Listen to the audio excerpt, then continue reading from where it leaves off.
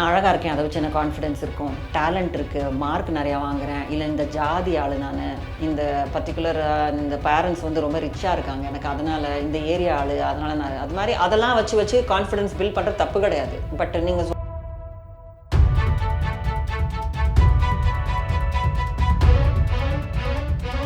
Ideal செல்ஃபில் நான் ஒரு image வச்சுருப்பேன். டாக்டர் சித்ரானா இப்படிலாம் இருக்கணும், அப்படிலாம் இருக்கணும், ஒரு கற்பனை. எத்தனை பேர் இங்கே பார்த்துருக்க அத்தனை பேருக்கும் ஒரு ஐடியல் செல்ஃப் பிம்பம்னு ஒன்று இருக்கும். ஆனால் ஐடியல் இமேஜ் வந்து ரியலிஸ்டிக்காக இருக்கும்போது நம்ம அதை ரீச் பண்ணிடுவோம். ரியலிஸ்டிக்காக ப்ராக்டிக்கலாக இருக்கும்போது, ரியலிஸ்டிக்காக இல்லாமல் ஏதோ மாதிரி இருக்குது, யாரையோ பார்த்து நான் கற்றுக்கிட்டேன்ற போது அதை ரீச்சே பண்ண முடியாது. இந்த கேப் அதிகமாக எனக்கு பதற்றம் அதிகமாகி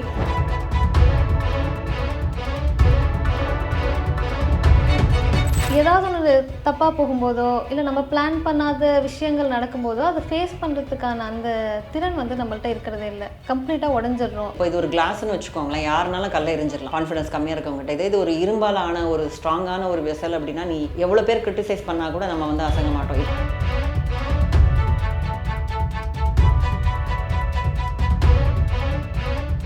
இன்னொருத்தங்களுக்கு கொடுக்குற ரெஸ்பெக்டில் கொஞ்சமாச்சும் உனக்கு கொடுக்குறியா அப்படின்றது தான் எல்லாரும் பார்க்கணும். எத்தனை பேருக்கு நம்ம வந்து பீப்புள் ப்ளீசர்னு ஒரு கேட்டகரி, அவனை ப்ளீஸ் பண்ணிக்கிட்டே இருப்பான், அவனுக்கு என்ன வேணுமோ எல்லாம் கொடுப்பான், அவங்களுக்காக எல்லாம் செய்வான். அதில் ஒரு பாதி விஷயம் உனக்காக நீ செஞ்சீன்னா you feel really confident about you.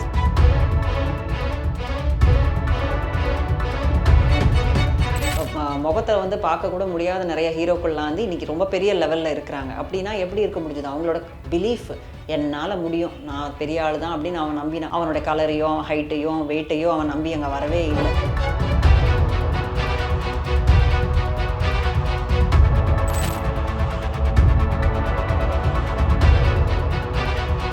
Whistle TV நேயர்களுக்கு வணக்கம் and welcome to the show mind voice. நான் உங்கள் தீபிகா நடராஜன்.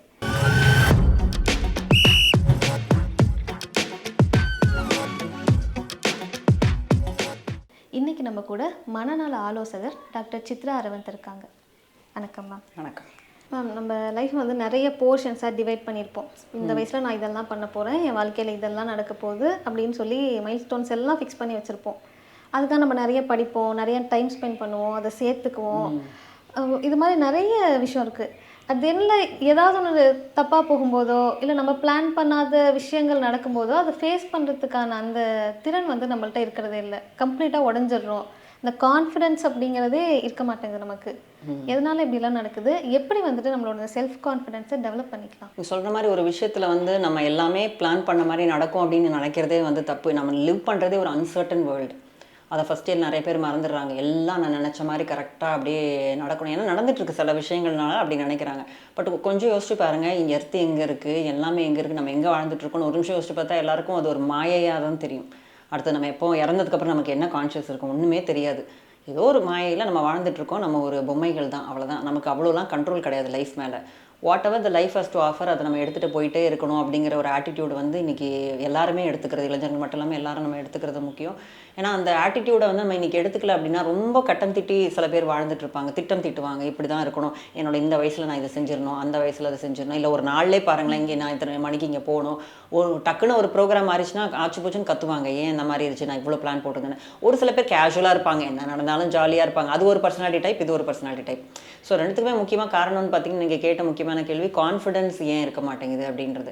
கான்ஃபிடென்ஸுன்ற ஆஸ்பெக்ட்னு சைக்காலஜியில் பார்த்தா கான்ஃபிடென்ஸ்னு சொல்லலாம், எஸ்டீம்னு சொல்லலாம், செல்ஃப் கான்செப்ட்னு சொல்லலாம், செல்ஃப் கம்பேஷன், இப்படி பலவேறு விஷயங்கள் இருக்குது. இப்போ புது கான்செப்ட் வந்து செல்ஃப் கம்பேஷன் அப்படின்னு சொல்கிறது. இப்போது உங்களுக்கு ஒரு துன்பம் அப்படின்னா வந்து பாவம் இவ்வளோ கஷ்டப்படுறாங்களே இவங்க, இப்போ வந்து நீங்கள் ஒரு பரீட்சையிலே ஃபெயில் ஆகிட்டாங்க அப்படின்னா கூட பரவாயில்லைங்க, நான் உங்களுக்கு நிறைய அட்வைஸ் பண்ணுவேன், பரவாயில்ல இது என்னங்க பெரிய விஷயம், வாழ்க்கையில் இன்னொரு தடவை எழுதிக்கலாம் அப்படின்னு. இதே நான் ஃபெயில் ஆகிட்டேன்னு வைங்களேன், நான் அந்த அளவுக்கு என்கிட்ட பேசிக்க மாட்டேன், உனக்கு எதாவது அறிவு இருக்குதா, இது கூட நீ படிக்கலையே அப்படின்னு நம்மளை வந்து திட்டிக்க தான் செய்வோம். எல்லாரும் பாருங்களேன், முதல்ல திட்டு வாங்குற ஆள் யாருக்கிட்டனா நம்மக்கிட்ட தான் நம்ம திட்டு வாங்கிப்போம். வேறு யாரும் திட்டுறதுக்கு முன்னாடி நம்ம மனசு நம்மளை தான் முதல்ல வந்து திட்டும். ஸோ திட்டுறது மூலமாக அது மோட்டிவேட் பண்ண ட்ரை பண்ணுது. தட்ஸ் ஹவ் நம்ம சர்க்கியூட் ஒர்க் ஆகுது. ஆனால் அதை நம்ம சரியாக புரிஞ்சுக்காமல் அந்த திட்டு வாங்கிட்டு அதுக்குள்ளே இருக்க கான்ஃபிடன்ஸ் குறைஞ்சிக்கிட்டே தான் இருக்கும். செல்ஃப் கான்ஃபிடென்ஸ்னால் சுயம்னா என்ன, நம்மளுடைய ஸ்ட்ரென்த்ஸு வீக்னஸ் என்னங்கிறத நம்ம புரிஞ்சுக்கணும். நம்மளுக்கு முடிஞ்ச இடத்துல நம்ம வந்து போராடணும்.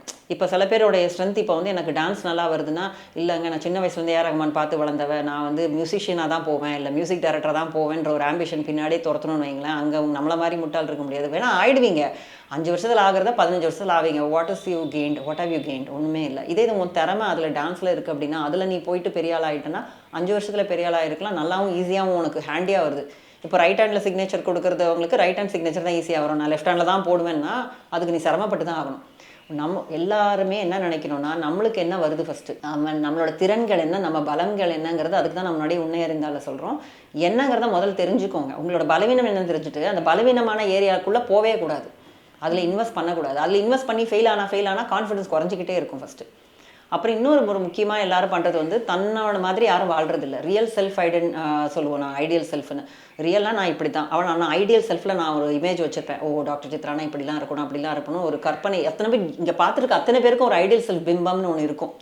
அது கண்ணை மூடி யோசிச்சாங்கன்னா அதில் சூப்பர்மேன் வரலாம், ஸ்பைடர்மேன் வரலாம், இல்லைனா மிஸ் வேர்ல்டு வரலாம், எப்படினாலும் ஒரு ஐடியல் இமேஜ் இருக்கும். ஆனால் ஐடியல் இமேஜ் வந்து ரியலிஸ்டிக்காக இருக்கும்போது நம்ம அதை ரீச் பண்ணிவிடுவோம். ரியலிஸ்டிக்காக ப்ராக்டிக்கலாக இருக்கும்போது, ரியலிஸ்டிக்காக இல்லாமல் ஏதோ மாதிரி இருக்குது, யாரையோ பார்த்து நான் கற்றுக்கிட்டேன்ற போது அதை ரீச்சே பண்ண முடியாது போது, இந்த கேப் அதிகம் எனக்கு பதற்றம் அதிகமாகி கான்ஃபிடன்ஸ் குறையும். ஸோ பொதுவாக இதில் கான்ஃபிடன்ஸ்னோடனே எல்லோரும் என்ன சொல்லுவாங்கன்னா, நான் அழகாக இருக்கேன் அதை வச்சு எனக்கு கான்ஃபிடென்ஸ் இருக்கும், டேலண்ட் இருக்குது, மார்க் நிறையா வாங்குகிறேன், இல்லை இந்த ஜாதி ஆள் நான், இந்த பர்டிகுலர் இந்த பேரண்ட்ஸ் வந்து ரொம்ப ரிச்சாக இருக்காங்க எனக்கு, அதனால் இந்த ஏரியா ஆள், அதனால் நான் அது மாதிரி அதெல்லாம் வச்சு கான்ஃபிடென்ஸ் பில்ட் பண்ணுறது தப்பு கிடையாது. பட் நீங்கள் சொல்லும் போதே இதெல்லாம் எக்ஸ்டர்னல் திங்ஸ் இல்லையா, அதை வச்சு நம்ம பில்ட் பண்ணும்போது எல்லா நேரம் நான் ரிச்சாக இருப்பேன்னா சொல்ல முடியாது. நாளைக்கு நான் திடீர்னு ரோட்டுக்கு வந்துட்டேன்னா அப்போ என் கான்ஃபிடென்ஸ் போயிடணுமா, கிடையாது. நாளைக்கு வந்து நம்ம எத்தனை நாள் நம்ம இதே பாடி டைப் மெயின்டைன் பண்ண முடியும், அதே திடீர்னு ஒரு நாள் எனக்கு நரமுடி வரலாம், எனக்கும் வயசாகலாம் அப்படின்ற போது அப்போவும் கான்ஃபிடன்ஸ் குறைஞ்சிரும். இல்லை திடீர்னு வெயிட் போடலாம், அப்போ உடனே குறைஞ்சிரும். ஸோ இந்த மாதிரி எக்ஸ்டர்னல் திங்ஸ் நம்பி நம்ம பெட் பண்ணி கான்ஃபிடன்ஸை ஏற்றும் போது அது குறைய போதெல்லாம் நம்ம கான்ஃபிடன்ஸ் சேர்ந்தே குறையும். கான்ஃபிடன்ஸ் என்றைக்குமே அசையவே கூடாதுங்க, அதே மாதிரி இருக்கணும். அப்படின்னா ஒரே ஒரு வழி தான் இருக்குது, செல்ஃப் அக்செப்டன்ஸ். நீ யாரோ அதை ஒன்று அப்படியே ஏற்றுக்கோ அப்படிங்கிறது தான். இப்போ வந்து நம்ம திரைப்படத்துலேருந்தே நம்ம உதாரணங்கள் எடுத்துக்கிட்டோன்னா, முகத்தை வந்து பார்க்கக்கூட முடியாத நிறைய ஹீரோக்கள்லாம் வந்து இன்றைக்கி ரொம்ப பெரிய லெவலில் இருக்கிறாங்க. அப்படின்னா எப்படி இருக்க முடிஞ்சது, அவங்களோட பிலீஃப், என்னால் முடியும், நான் பெரிய ஆள் தான் அப்படின்னு அவன் நம்பினான். அவனோட கலரையும் ஹைட்டையும் வெயிட்டையும் அவன் நம்பி அங்கே வரவே இல்லை. Just that belief. அவங்களுக்கு மட்டும் அது எப்படி வந்தது அப்படின்னு கேட்டிங்கன்னா, அவங்க சின்ன வயசுலேருந்து ரெசிலியண்ட்டாக இருக்கிறாங்க. அவங்களுடைய நம்பிக்கையை வந்து தளர்த்தவே முடியாது. அவங்க வாழ்க்கையில் யாராவது ஒரு ரெசிலியன்ட் பர்சன் இருந்திருக்கலாம். ரெசிலியன்னா நீ நல்லா வர முடியும் அப்படிங்கிற நம்பிக்கை கொடுக்குறவங்க இருந்திருக்கலாம். அவனோட டவுட் அவனையே வந்து நிறைய பேர் பார்த்திங்கன்னா நல்லா இருப்பாங்க, எல்லா விஷயத்தினாலும் செல்ஃப் டவுட் பண்ணிக்கிட்டே இருப்பாங்க.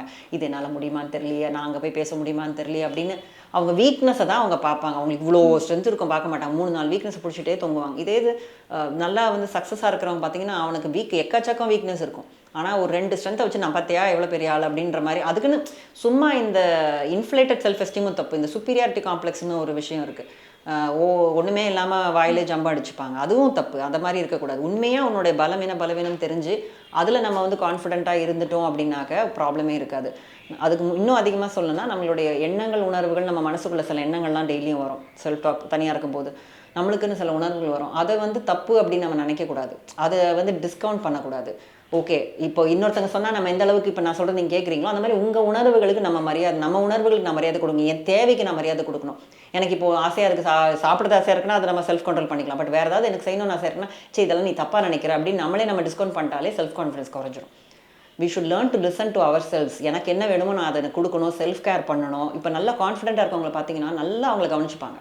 அது செல்ஃபிஷ்னு நம்ம சொல்ல வேணாம், செல்ஃப் சென்ட்ரிக்னஸும் கிடையாது, செல்ஃப் கேர்.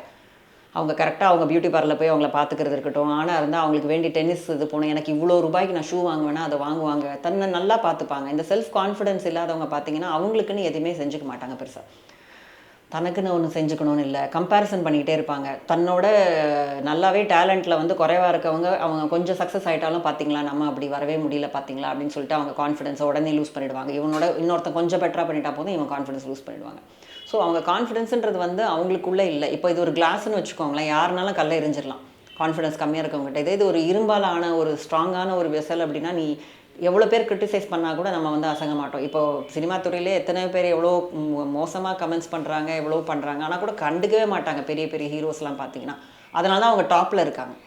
அதே மாதிரி நம்மளுமே இந்த கான்ஃபிடென்ஸுன்ற விஷயம் வந்து இந்த கிரிட்டிசிசம் எந்த அளவுக்கு ஹேண்டில் பண்ணுறோமோ அந்தளவுக்கு கான்ஃபிடென்ஸ் அதிகமாக வரும். நம்மளுடைய இன்டர்னல் கிரிட்டிசிசம்னு ஒன்று இருக்குது, இன்னொன்று எக்ஸ்டர்னலாக வரும் பார்த்தீங்களா. நிறைய பேர் நம்மளை பற்றி சொல்லும்போது அந்த மாதிரி நம்ம நம்பக்கூடாது. கன்ஸ்ட்ரக்டிவ் கிரிட்டிசிசமை நம்பலாம். சரி உங்ககிட்ட ஒரு விஷயத்தை நம்ம ஃபீட்பேக் கொடுக்குறோன்னா ஓகே நீங்கள் உங்ககிட்ட அந்த கேரக்டர் இருக்கா அப்படின்னு கேட்டு நம்பி அதுக்கேற்ற மாதிரி நான் என்ன மாற்றிக்கலாம். பட் இந்த நிறைய பேர் இந்த பொறாமப்பட்டு சொல்கிறதோ இல்லை நம்மக்கிட்ட மாற்றிக்க முடியாத விஷயத்தை பற்றி ஒருத்தங்க கமெண்ட் பண்ணிக்கிட்டே இருக்காங்கன்ற பட்சத்தில் அதை கேட்டு நீங்கள் வந்து தோழக்கூடாது.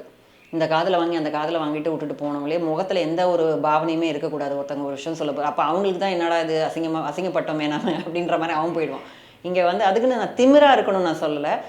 முக்கியமான ஒரு உங்கள் மேலே உண்மையான ஒரு ஃபீட்பேக் இருக்கா, அது எனக்கே ஏற்கனவே தெரியும், நான் மாற்றிட்டு தான் இருக்கேன், நீ என்ன சொல்கிறதுக்குன்ற மாதிரி மனசில் வச்சுக்கலாம். உங்ககிட்ட இல்லாத ஒரு விஷயத்த ஒருத்தவங்க சொல்லும் போது கூட சரி உங்களுக்கு ஏதோ பிரச்சனை போல இருக்கு, ஏதோ வளரிட்டு போட்டோம். இல்லைன்னா சில பேர் இந்த மாதிரி கமெண்ட் சொன்னதுக்கப்புறம் அவங்க 2 நாளைக்கு சாப்பிட மாட்டாங்க, தூங்க மாட்டாங்க, அதே நினச்சிட்டு அவன் ஏன் இப்படி சொன்னார், அவர் ஏன் இப்படி சொன்னார்னு இப்படியே யோசிச்சுட்டு இருப்பாங்க. ஏன்னா அவங்களுக்கு கான்ஃபிடன்ஸ் கம்மியாக இருக்குது.